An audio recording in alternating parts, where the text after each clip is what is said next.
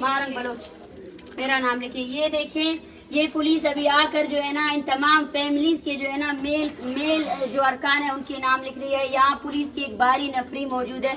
इस सड़े हुए सेल में हमें रखा गया है एक तो, और ऊपर जो है ना बाहर बसें खड़ी हुई हैं। शर्म आनी चाहिए इस्लामाबाद पुलिस को।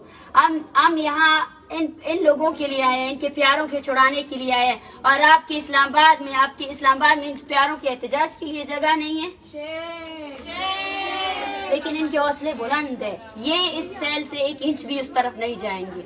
हमें अगर मैं इंटरनेशनल जितने अदारे हैं और पाकिस्तान में और खासकर बलूचिस्तान में, उनको यही कहना चाहती हूँ कि वो इस तहरीक को और शिद्दत दें। इससे ये जाहिर होता है कि इस मुल्क के अंदर बलोच नस्ल कुशी और पश्तून नस्ल कुशी का क्या मकाम है।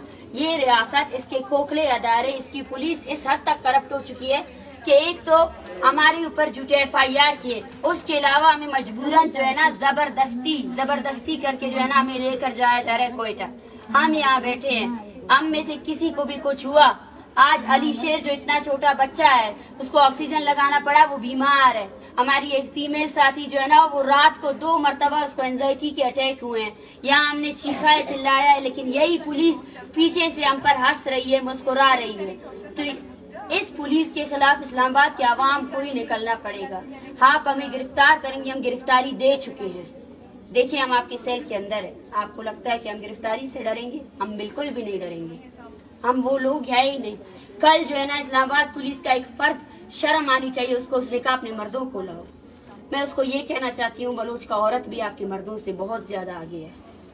आप आए, हमारा मुकाबला करें। आप जब बलूच की औरत से इस तरह बुज़दिल की तरह एक मर्द होकर औरत पर हाथ उठाते हैं ना, तो आप बलूच मर्द का कभी भी मुकाबला नहीं कर सकते। ये आपकी बिसात में नहीं है। आपने औरतों को इतना टॉर्चर किया है, ऐसी ऐसी जगहों पर जख्में दी है ना, उन जख्मों का आपको जरूर हिसाब देना पड़ेगा।